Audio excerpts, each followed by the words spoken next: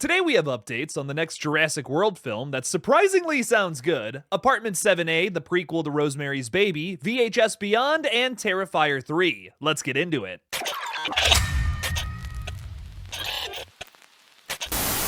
Hey everybody, I'm Killjoy Jake, and instead of having friends, I have horror movies. Kicking off today's update video is a big ol' nasty update on the next Jurassic World film that actually sounds promising. And here's why I think that based on the plot synopsis that just came out yesterday. 5 years after the events of Jurassic World Dominion, the planet's ecology has proven largely inhospitable to dinosaurs. Those remaining exist in isolated equatorial environments with climates resembling the one in which they once thrived. The three most colossal creatures within that tropical biosphere hold the key to a drug that will bring miraculous life-saving benefits to humankind. Scarlett Johansson, Black Widow from the MCU and also an Academy Award nominee, plays skilled covert operations expert Zora Bennett, contracted to lead a skilled team on a top-secret mission to secure genetic material from the world's three most massive dinosaurs. Fingers crossed we see a Spinosaurus in this movie. Come on now! That's a pretty big dinosaur if I've ever seen one. The cast is rounded out by Mahershala Ali, Jonathan Bailey, and Rupert Friend. Wasn't Tobin Bell supposed to be in this, or did I just make that up? The film is directed by Gareth Edwards, who did 2014's Godzilla and The Creator. The former there, I really enjoyed. It's probably my favorite American Godzilla King Kong movie so far. The rest of them have been diminishing returns in my opinion. David Kopp is returning to write the screenplay for this one, Jurassic World Rebirth, a title that I don't think I've said quite yet. And as most of you might recall, David was the co-writer of the original Jurassic Park film alongside Michael Crichton. Another reason to actually have faith in this sequel. Between these sick new pictures and that plot description that sounds like everything Dominion probably should have been, I am actually really excited to see a new Jurassic film for the first time in years. I wasn't crazy about the last two that honestly tainted the first Jurassic World for me on rewatch, so I'm hoping this new flick can spark a new direction for the franchise that it so desperately needs. With this creative team and cast though, I feel like we're in for something special. I cannot wait to see it on July 2nd of 2025. Bring on the rebirth.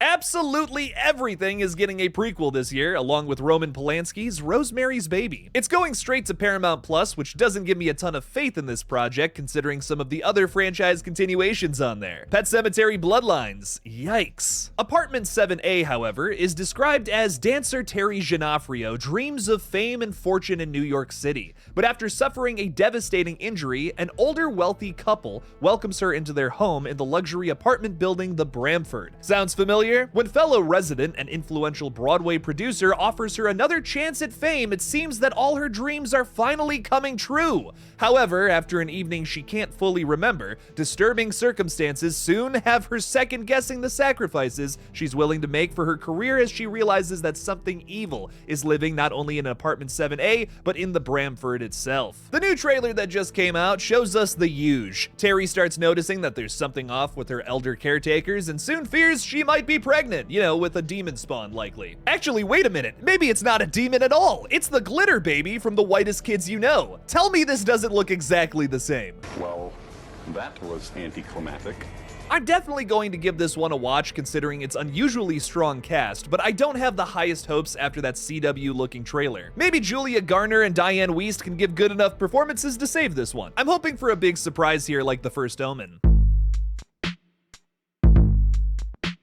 Hours after the Terrifier 3 trailer dropped, we also got the first teaser for another movie I've been looking forward to, VHS Beyond. The 7th installment drops on Shudder October 4th of this year, nearly a month away now. Some of the directors this time around include Kate Siegel, Jordan Downey, Justin Martinez, Christian and Justin Long, and Virat Pal. We also have a special presentation from Jay Cheel of Cursed Films. I wonder what this will be all about. We finally have a few shots to sink our teeth into from this brand new trailer, so let's live and let dive into it. The teaser starts off with this dude gazing into a camera, maybe watching some VHS tapes on that TV behind him, perhaps? I doubt this is a wraparound segment considering the franchise seemed to drop that element in VHS 99 onwards. The first real string of continuity that I'm seeing here is with these police characters searching an abandoned house. There appears to be some sort of big hole in the ceiling where an unsuspecting resident was likely pulled up into the sky by a spacecraft? This shot here would certainly double down on that idea. Oh my god, it's back! fuck? We also see these same officers fighting what I think are zombies? Could this be the result of aliens experimenting on humans and then releasing them back on Earth? Put on your tinfoil hats if you haven't already. Up next is this Chelsea Rebecca doppelganger here, who appears to see a spacecraft up in the sky.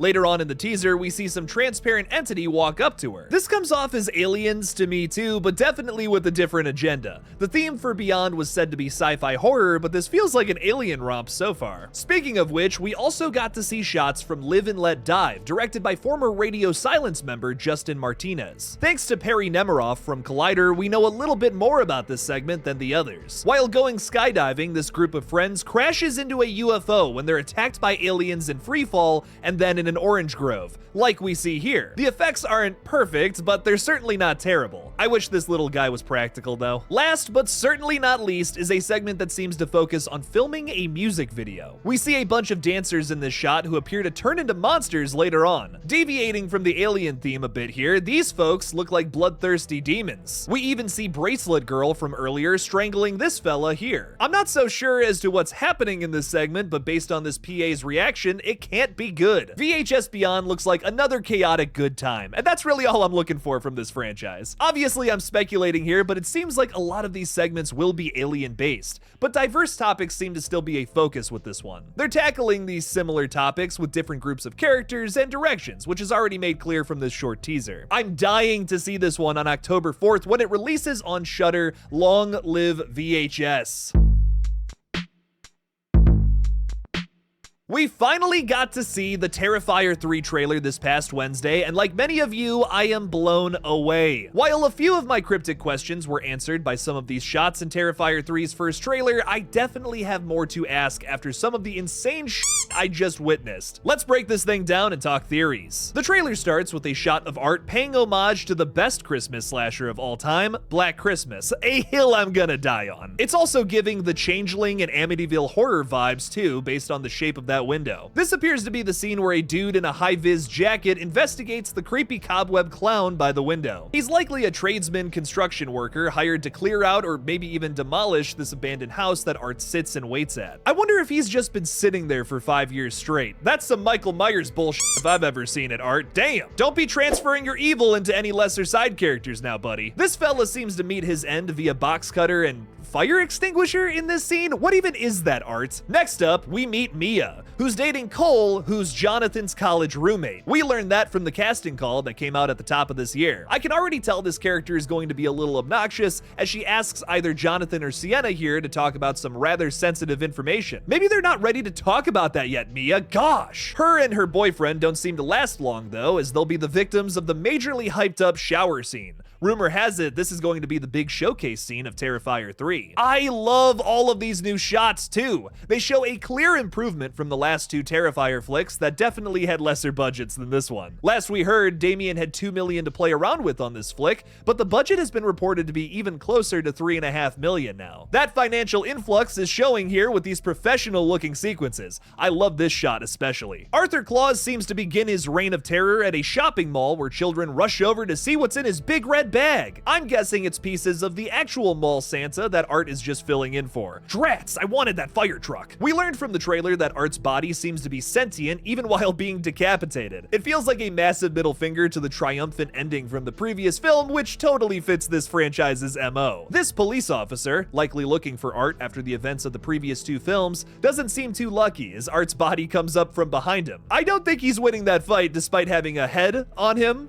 I love puns. Speaking of heads, here's the one Vicky birthed out during the Terrifier 2 post-credits scene. It seems like Art's body is here to pick it up alongside his new girlfriend, Victoria. Ooh. She might be scoring a death herself first with Chris Jericho's Burke. Jericho kind of spoiled already that he didn't make it out of this scene alive earlier this year, but let's be honest, most of these characters in this universe don't anyway. Vicky might be eating his intestines in this shot. Nice. After their deathly date, the two ride home together on the subway in what might be my favorite shot of the whole trailer. This is pure evil. I think the reason we don't see much of Victoria is because she's going to sacrifice herself so Art can take back his true form. It would explain this bloody bathtub shot that seems crucial and might just be some kind of demonic ritual. Maybe that's why Art the Clown looks like a full person who wasn't decapitated in some of the other shots we've gotten here. He can't just be a severed head loosely stitched to a body this whole movie, right? Right, Damien? We got some more shots of Chrissy Fox's character Jennifer peacefully falling asleep here. She's likely going to have a nasty wake-up call from Arthur Claus, who's currently sneaking up behind her with an axe. Some sort of chase must ensue, considering this blatant reference to The Shining and Jennifer tied up in this shot here. I believe she's also Juliet's mother, a little girl played by actress Luciana Vandette. We hear Jennifer scream this name in the trailer, commanding her daughter to run away. Let's just say I don't think Juliet gets very far.